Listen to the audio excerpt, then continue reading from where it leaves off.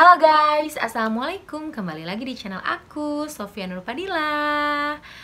Nah, di video kali ini aku mau sharing-sharing lagi nih guys. Jadi di masa pandemi ini kita kan dianjurkan untuk menggunakan masker, baik masker medis ataupun masker non medis, yaitu masker kain.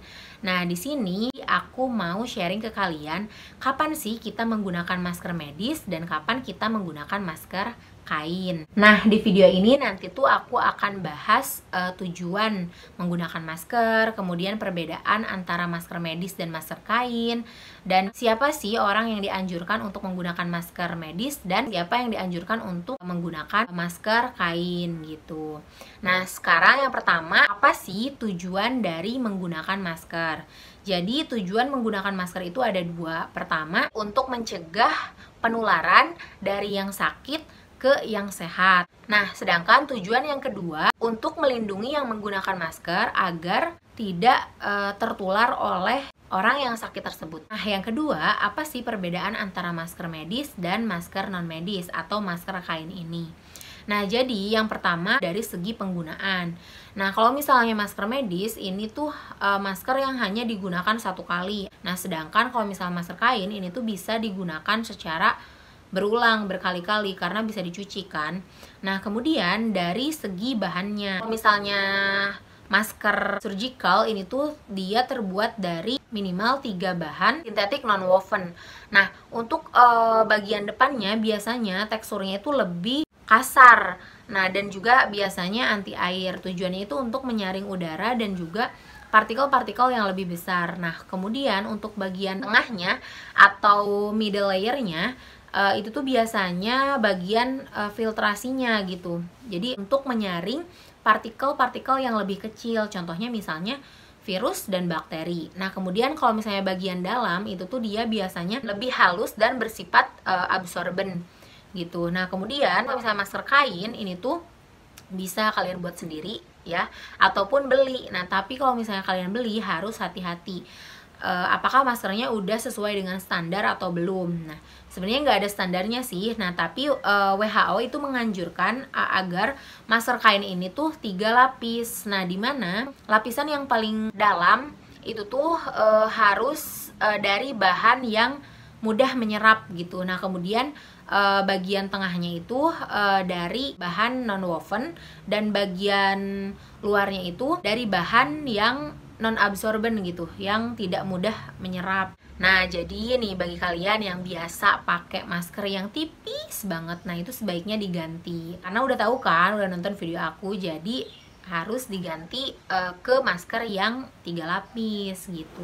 Nah, kemudian yang ketiga, siapa aja sih yang dianjurkan untuk menggunakan masker medis dan siapa sih yang dianjurkan untuk menggunakan masker kain. Nah, jadi yang dianjurkan untuk menggunakan masker kain adalah pertama itu tenaga medis, baik itu dokter, perawat, kemudian bidan, pokoknya mereka-mereka yang memang bekerja di rumah sakit, termasuk misalnya cleaning service gitu. Pokoknya mereka yang ada di lingkungan rumah sakit. Kenapa? Karena di rumah sakit kan banyak yang sakit, termasuk juga pasien COVID ini gitu. Jadi kalau misalnya mereka yang ada di lingkungan rumah sakit, otomatis mereka tuh akan lebih rentan terpapar gitu. Nah, kemudian yang kedua adalah orang yang memiliki gejala, baik itu gejalanya berat atau bahkan ringan sekalipun.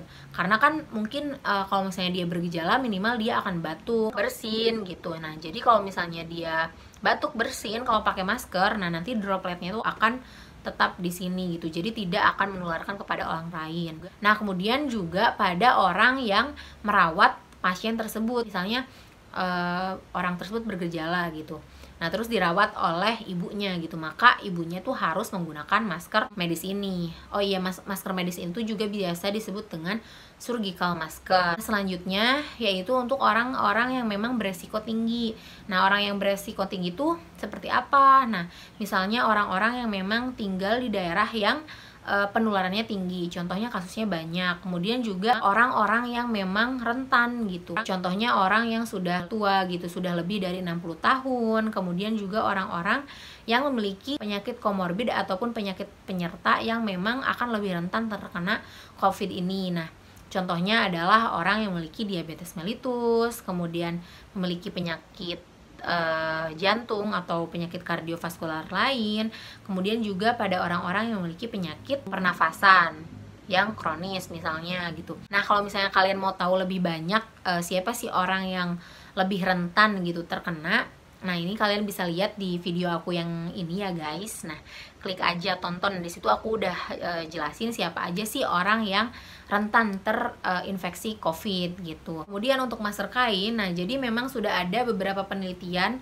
meskipun belum banyak yang mengatakan masker kain ini tuh efektif untuk mencegah penularan COVID. Sehingga bagi siapa saja yang tidak disebutkan tadi sebelumnya harus menggunakan masker ini gitu. Nah, tapi guys, kalau misalnya masker kain ini tuh kayak ada kekurangannya. Jadi bagi orang yang menggunakan masker kain ini, kayak dia tuh akan lebih mudah terinfeksi kalau memang misalnya dia terinfeksi. Karena kalau misalnya masker yang medis ini kan dia anti air, sehingga kalau misalnya ada droplet yang nempel ke sini, kayak dia nggak bisa merembes gitu ke dalamnya. Nah, kalau misalnya masker kain, kalau misalnya kalian deket sama orang yang terinfeksi, terus dropletnya atau droplet tuh udah dijelasin ya kemarin di video sebelumnya, itu tuh kayak cipratan air liur yang memang ada virusnya gitu, nempel ke sini, misalnya dropletnya nempel ke sini, nah itu tuh kayak kan bisa rembes ya, itu bisa mudah masuk ke hidung dan mulut kita gitu, jadi kayak lebih rentan kita terinfeksi. Sehingga meskipun kita menggunakan masker, nah kita harus tetap jaga jarak minimal 1 meter dan juga sering-sering cuci tangan kayak gitu. Nah, mungkin itu sedikit guys yang bisa aku share ke kalian. Nah, terus juga aku mau ngingetin nih guys ke kalian. Jadi kalau misalnya kita udah pakai masker, nah kita tuh kadang merasa aman gitu, padahal aman itu tuh palsu gitu. Karena meskipun kita sudah menggunakan masker, kita tuh sebenarnya belum tentu aman gitu. Kita harus tetap menjalankan protokol-protokol yang lain. Intinya semua protokol kesehatan tuh harus dijalankan. Salah satunya tadi jaga jarak, cuci tangan. Nah, pokoknya kalian tonton video aku yang ini ya guys. Nah, ini tuh kayak aku udah ngejelasin gimana protokol kesehatan selama masa pandemi ini kayak gitu. Nah, mungkin segitu dulu video aku. Jangan lupa subscribe ya guys, karena nanti aku bakal upload banyak video. Dan juga bagi kalian yang merasa video ini bermanfaat, angga di like and share ke teman-teman kalian agar mereka juga tahu gitu informasi ini. Sekian video dari aku, see you in my next video. Dadah, assalamualaikum.